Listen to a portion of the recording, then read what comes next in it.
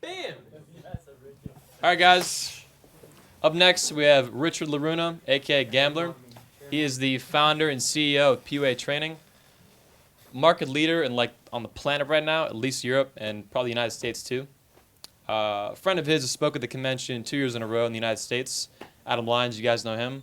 And Gambler is basically the man in Europe that Adam is in the United States. Long story short, he's going to kick ass, and I appreciate you coming big time and supporting the event. Nice, man. Thanks, man. Thank you. Yep.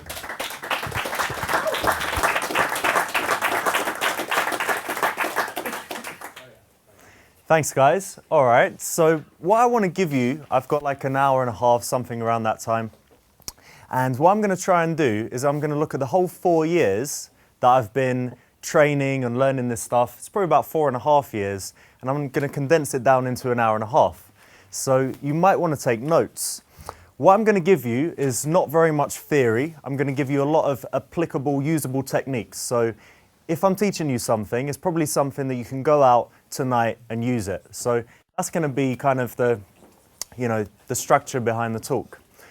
So I started years and years ago, and I started by reading the game. And I was coming from a place where I was very shy, very bad socially. I was an introvert, and I didn't have many friends. Of course, I was terrible with women. So at 25 years old, I'd only kissed 2 girls. And I literally, I didn't know the first thing about anything. My dates would be boring. I didn't know how to get a number. I didn't know how to go for the kiss. I wasn't confident, stripping down in the bedroom and pleasuring a girl in bed. I wasn't confident at any part of the pickup. So I had to learn all of it from scratch. And I started off like most people. You read the game and you go out, you try some routines. Who lies more, David Bowie opener, all of that stuff. But then some things started happening. And what I'm going to give you today are the real big things that I've learned that really helped me get good and that I don't think I would have just found out by chance.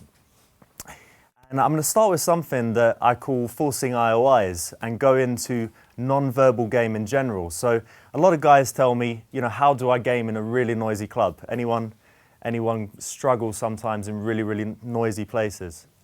Music pounding, the girl's like, what? Can't hear anything. And it's funny because I've gone from being exactly the same, from hating that kind of environment, to now I'd say it's my absolute favorite place.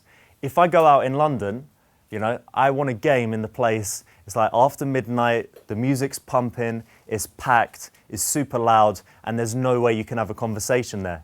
And the reason is that I love using all this non-verbal stuff because it is really, really cool.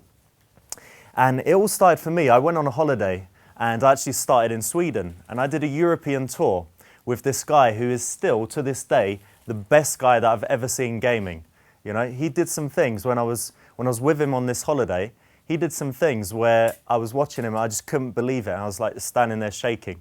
I just couldn't believe what he was doing. And still to this day, he's the best guy that I've ever seen when it comes to escalating, leading, dominating, being sexual, all of that stuff. He recently started day game, and he just goes out in the street, gets a girl back to the house. Goes out in the street, gets a girl back to the house. And when I'd be in the nightclub with him, he'd say, oh, you know what, I want to get laid actually. I'm going to take that girl home. And I'd be like, yeah, come on. And he'll go and talk to the girl. 5 minutes later, he's like, all right, see you later. And he's walking home with her. And he's literally the best guy I've ever seen doing it. His name is Steve. And we went on holiday, and this is where I made my first big realization. So at that time, I was doing the traditional thing, approach indirectly, blah, blah, blah, neg the target, all of this stuff, roughly following mystery method. But I was seeing Steve do stuff, and he wasn't following that. He'd approach a big group, but he'd just approach the hot girl, he'd take her out of that group, he'd kiss her, and then he'd leave. And I'd be like, what? He didn't open the group, he didn't need a wingman, he never asked me to come in and wing him. He never seemed to hesitate. He always seemed totally confident in everything he was doing.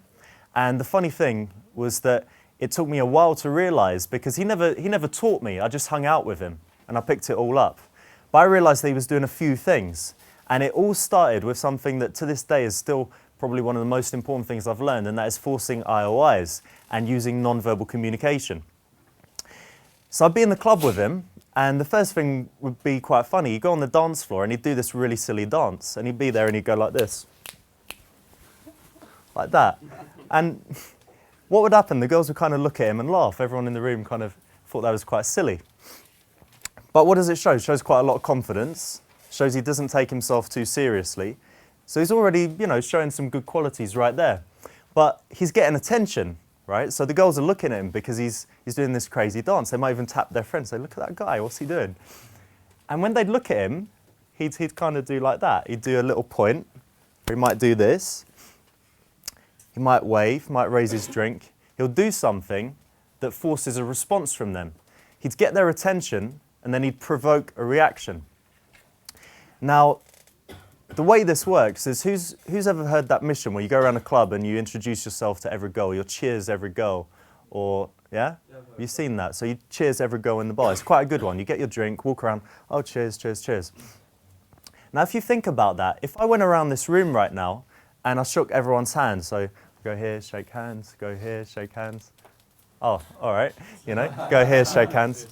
All right, nice one. So what do we have? We have a response there that's pretty friendly, response there that's rude, yeah? And a response there that's friendly. So if I did it in the whole room, I'd be able to categorize all of you guys right away in how friendly you're going to be to me. Okay, so if you go around a bar and you cheers all the girls, some are kind of like, yeah, cheers, like that. And some are like, oh, cheers, yeah, have a good night. Which one is going to be more receptive if you actually approach? The second one, right? First one, you can approach her still, but you're going to need more game. You're going to need to try, maybe pull out some special tricks to get this one. She might be a bit bitchy, a bit tough.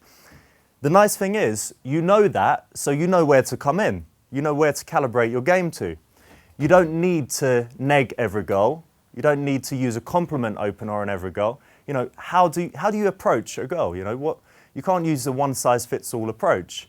But it's very difficult to come up with that in the time between you see her and you walk up to her. So what we want to do is we want to use the non-verbal way of opening, the forcing IOIs, so that we know exactly what kind of game we're going to need and exactly how quickly we can escalate. And we know that before we've even approached.